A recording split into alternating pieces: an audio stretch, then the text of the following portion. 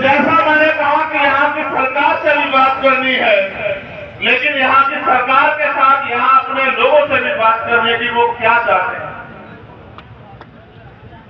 अगर आप इन सरकारों से खुश हो, अगर आप इन सरकारों के कार्यकाल से खुश हो, तो फिर आपको आजाद समाज पार्टी को समर्थन करने की कोई जरूरत नहीं। और अगर आप ये मानते हो कि बार बार आपसे धोखा करके, आपसे झूठे वादे करके आपको ठगा गया है, तो फिर हमारे यहाँ एक कहावत है कि अजमाए हुए को अजमाया हुआ नहीं जाता। अगर आप मानते हैं कि यहाँ सभी सरकारों ने आपको बेबस, लाचार, गुलाम बनाने का काम किया है, तो मेरे साथियों के लिए ऐतिहासिक निर्णय लो, क्योंकि भारत में आज लोकतंत्र है और लोकतंत्र में बहुमत का शासन होना चाहिए, जिनका वोट होना चाहिए उनका राज होना चाहिए। लेकिन वोट यहाँ आपके पास है, राज आपके हिस्से में नहीं आया, आपके हिस्से में आया जुर्म, जाति, बेबसी, लाचारी, अन्याय, अत्याचार और खिस्ती खाल, लुटती अस्पताल, ये आपके हिस्से में आया। बेबसी, लाचारी और कई तरह की बेबसी, लाचारी। अभी यहाँ छात्र चुनाव होते थे, छात्र चुनाव से हवा का पता लगता था। इस बार भीम आर्मी स्टूडेंट फेडरेशन मैदान में आई तो मुख्यमंत्री जी चुनाव से ही मुकर गए। वो कहते चुनाव नहीं कराने, क्योंकि लोकतंत्र की सबसे पहली पाठशाला है छात्र राजनीति, और छात्र राजनीति से जो निकल के आता है वो सरकार के दमन के आगे झुकता है। उसका सबसे बड़ा उदाहरण आपके सामने चंद्रशेखर आजाद खड़ा। जहाँ एक तरफ अमीरों की औलादें एसी के कमरा में सीखती है, बड़े बड़े मंच पर सीखती है, वहां गरीब किसान, कमेरे, नौजवानों की औलादें वो छात्र संघ के जरिए यूनिवर्सिटी और कॉलेजों में सीखती है। इनको लगा कि नया नेतृत्व न खड़ा हो, इनका आपसी गठजोड़ चलता है, नए नेतृत्व का निर्माण न, इसलिए छात्र चुनाव को टाल दिया जाए। याद रखना मुख्यमंत्री जी, आप भले ही सत्ता की ताकत से छात्र चुनाव को ना होने दो, लेकिन आप 2023 का चुनाव नहीं रोक सकते। 2023 का चुनाव होगा, ये युवा शक्ति राजस्थान की खाना पलट के रख देगी, इस बात को आप याद रखना। आप नौजवानों की बात करते हो किस मुंह से? आपकी सरकार में सबसे ज्यादा पेपर लीक होते हैं, गरीबों के भविष्य के, नौजवान लोगों के भविष्य के साथ खिलवाड़ होती है, उनके हिस्से को डकान दिया जाता है। मैंने पहली बार बस में बैठ के पेपर दिए जाते हैं, पेपर लीक इतना बड़े पैमाने पे यहाँ होता है, और मुख्यमंत्री जी कहते हैं कानून का राज है। जो एक पर्चा सुरक्षित न रख पाए वो राजस्थान की जनता को सुरक्षित रख देगी क्या सरकार? आप मुझे बताओ। क्या युवाओं के भविष्य के साथ जो खिलवाड़ चल रहा है, इस चक्कर को हम लोग बंद करने का काम करेंगे 2023 में। आप लोग इस बात को याद रखना मेरे साथियों। मेरे आज भी याद है, यहाँ की सरकार कहती है जब इनके बड़े नेताओं पे अत्याचार होते हैं या संविधान का हनन होता है, ये कहते हैं कि सरकार, केंद्र की सरकार खराब है, संविधान को नहीं मानती।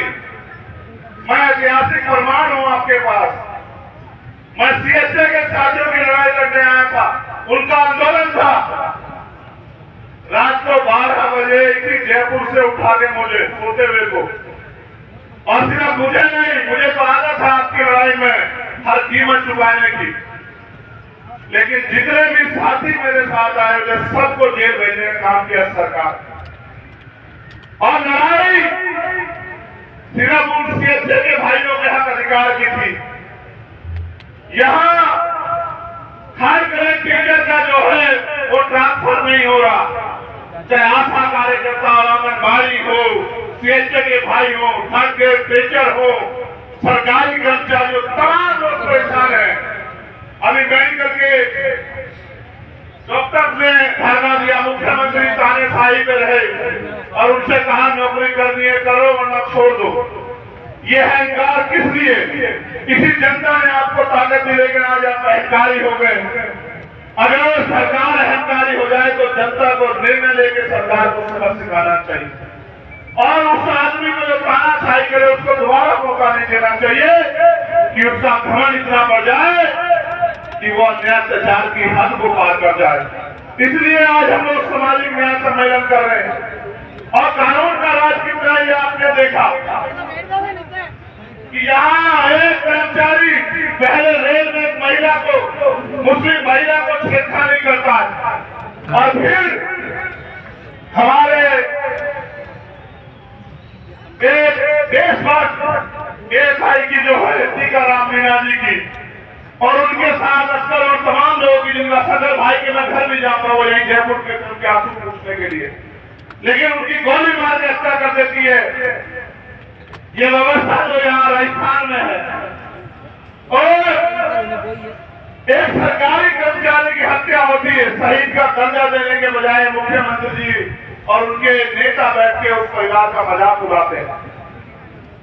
ये बड़े सरकार की सच्चाई है आपके सामने।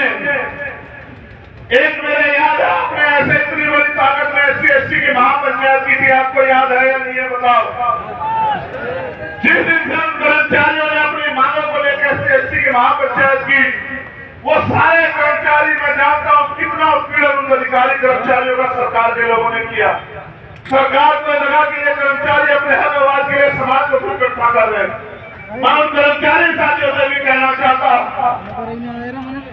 कि जब तक आप अपनी राजनीतिक ताकत नहीं बनाओगे, जब तक आप अपने व्यक्ति को ताकतवर नहीं बनाओगे, इसी तरह के दमन का सामना आपको करना पड़ेगा। लेकिन विश्वास रखिए, अगर एक भी कर्मचारी का दमन होगा तो दमन करने वाला चाहे मुख्यमंत्री हो या उनका कोई मंत्री हो, उनका कोई अधिकारी, वो चैन से नहीं बैठेगा। दूसरी इस बात को आप लोग याद रखना।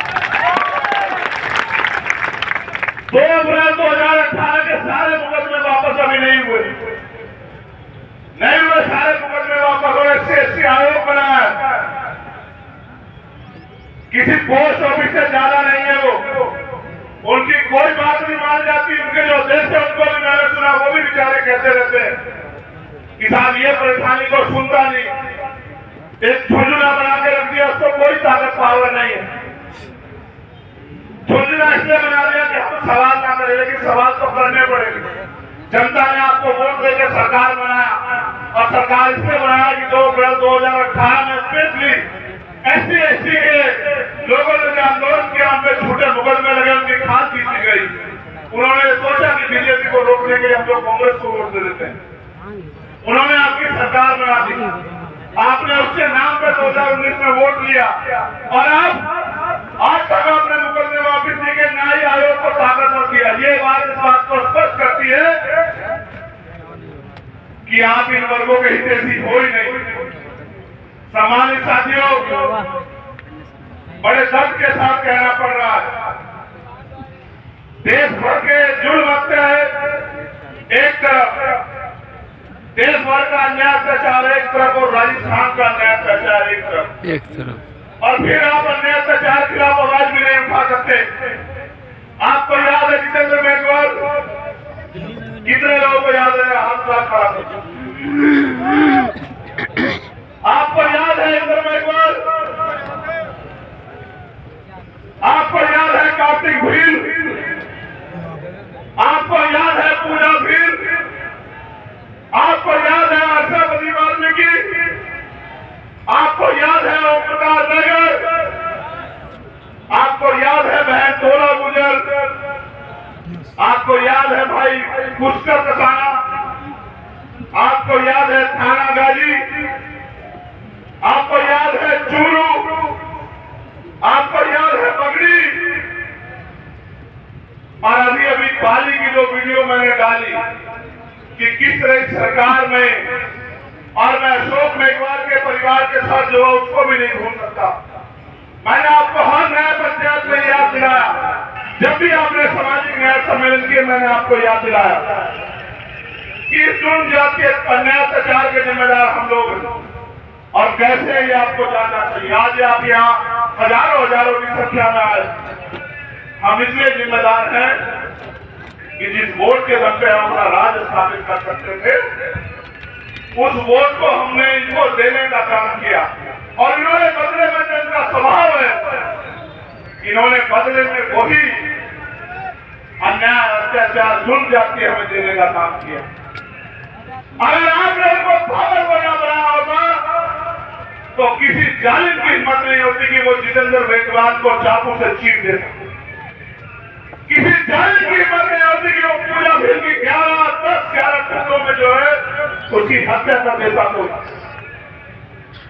किसी सामंत की हिम्मत नहीं होती कि वो इंद्र बेकवाल को पीट के मार देता। मट्टी छूने पर उनके खिलाफ पंचायत होती है, ये हमें मारते हुए और उनके खिलाफ हमारे जो अन्याय की लड़ाई उसके खिलाफ पंचायत भी करवाते हैं।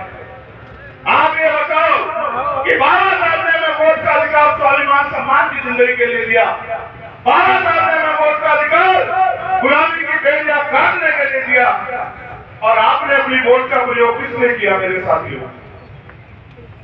ऐसे लोगों पर भरोसा करने के लिए जिनका बस चले तो आपसे सांस लेने का अधिकार छीन ले, जिनका बस चले वो आपसे पानी पीने का अधिकार छीन ले, जिनका बस है वो आपसे अच्छे कपड़े पहनने और आजादी से जीने का अधिकार छीन ले। ऐसे लोगों का इसलिए क्योंकि हमने गलती की तो सजा भी हमें मिल रही। वोट दो धारे तलवार है, अगर आप दुश्मन को दोगे तो आपका इलाज होगा और अगर आप अपनों को दोगे तो आपकी परेशानियों का इलाज होगा। आपको ये तय करना है कि आपको किसका इलाज करवाना है, अपना या उनका, या अपनी परेशानियों का। मेरे प्यारे भाइयों, सरकार ने बहुत सारी नई योजनाएं कुछ दिन पहले लागू की।